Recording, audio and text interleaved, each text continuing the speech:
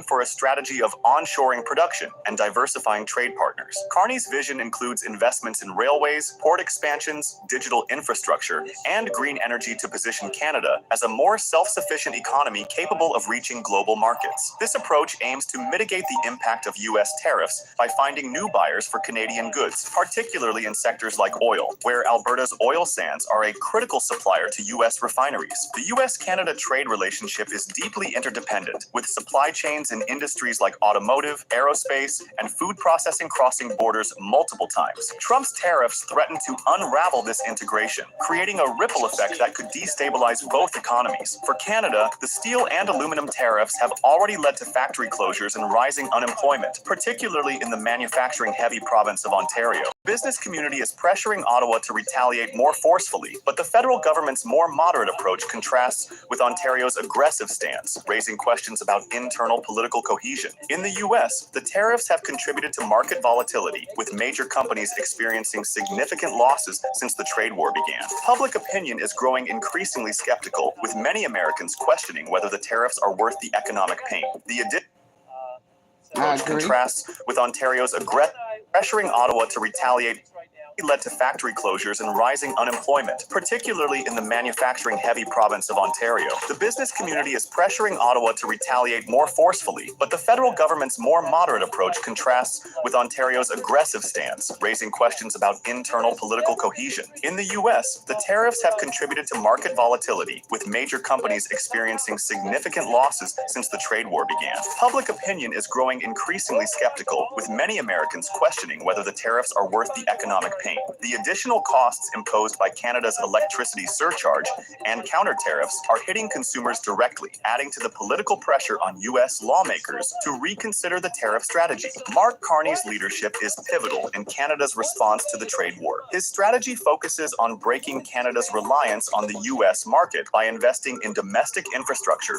and expanding trade with other global partners. Projects like port expansions and green energy initiatives are designed to enhance Canada's ability to export goods to Asia, Europe, and other markets. By diversifying its trade portfolio, Canada hopes to reduce the leverage the U.S. holds over its economy. Carney's approach also includes boosting domestic production to replace U.S. imports. For example, increasing manufacturing capacity in Canada could help offset the impact of U.S. tariffs on steel and aluminum. Similarly, finding new markets for Alberta's oil could force the U.S. to seek more expensive alternative sources, giving Canada additional leverage in negotiations. The threat to cut off electricity exports is a high-stakes gamble. While it could cause significant disruption in the U.S., it would also come at a cost to Canada, which relies on energy exports for revenue. Some analysts argue that Ontario's rhetoric is a negotiating tactic designed to pressure the U.S. into reconsidering its tariffs. However, Premier Ford's actions, such as the 25% electricity surcharge, suggest that Canada is prepared to follow through on its threats if pushed further. The broader question is whether Canada's retaliatory measures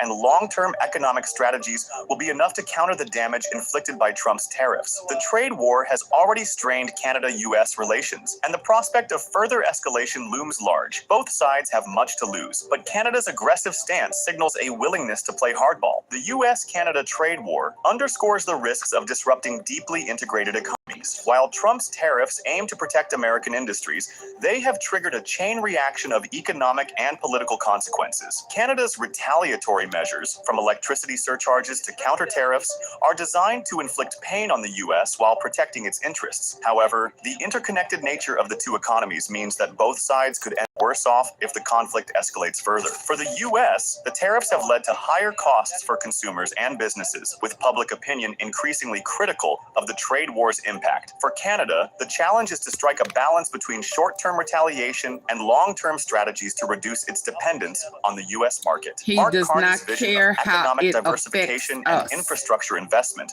offers a path forward, but its success will depend on Canada's ability to execute these plans swiftly and effectively. As the trade war unfolds, several questions remain. Will Canada follow through on its threat to cut off electricity exports, or is it a bluff? Can Mark Carney's projects reshape Canada's economy and reduce its reliance on the U.S.? And will the U.S. reconsider its tariff strategy in the face of growing economic and political pressure? The answers to these... What y'all think? Is all this worth it? Is it worth it for our electricity to get cut off? Wake up and it's gone because a dumb